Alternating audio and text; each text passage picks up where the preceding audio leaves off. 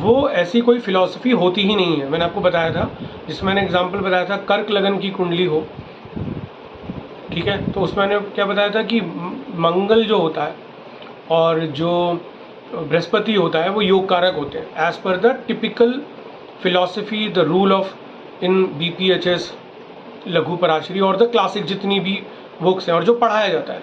अब एक बात बताओ, इसके अंदर 9th लॉर्ड बृहस्पति ये बैठा हुआ है, ठीक है, केंद्र त्रिकोण का मालिक है, वो 10th हाउस में बैठा हुआ है, ठीक है, और एक केंद्र लॉर्ड, सॉरी त्रिकोण लॉर्ड और केंद्र लॉर्ड ये मंगल बैठा हुआ है ये। तो आप मुझे बताओ कौन से इसके अंदर राजयोग है?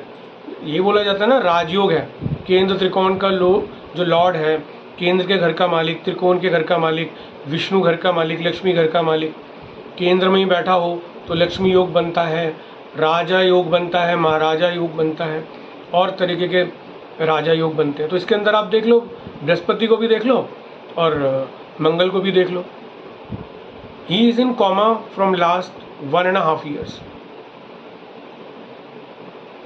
कौन सा राजयोग इनके परिवार वालों को इस जातक की कुंडली से मिल रहा होगा? आप बताओ, ये रूल लगते हैं, ये काम करते हैं? बताओ मुझे,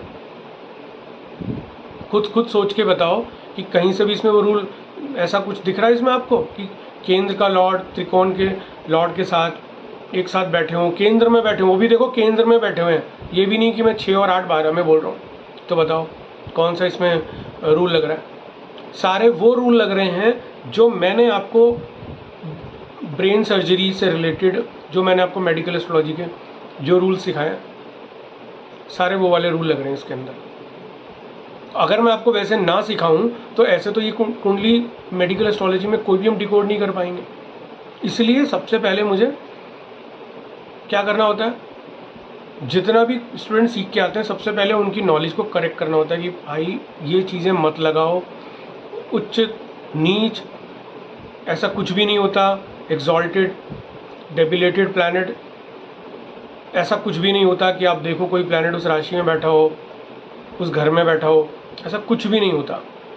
आप खुद सोचो, अगर ऐसा कुछ होता तो इस जातक के साथ ऐसा हुआ ही नहीं होता। आप खुद सोचो इस बात को, तो ऐसी कोई चीज़ होती ही नहीं है। तो सबसे पहले मैं क्या करवाता हूँ कि भाई ये चीज़ें आप निकालो अपनी डिक्शनरी में से, ये चीज़ें पहले आप निकालो, क्योंकि अगर आपने वही रूल लगाए, वही चीज़ें करी, तो आप मेडिकल एस्ट्रोलॉजी तो नहीं कर पाओगे। 2 और 7 के जो लॉर्ड होते हैं वो मृत्यु तुल्य कष्ट देते हैं।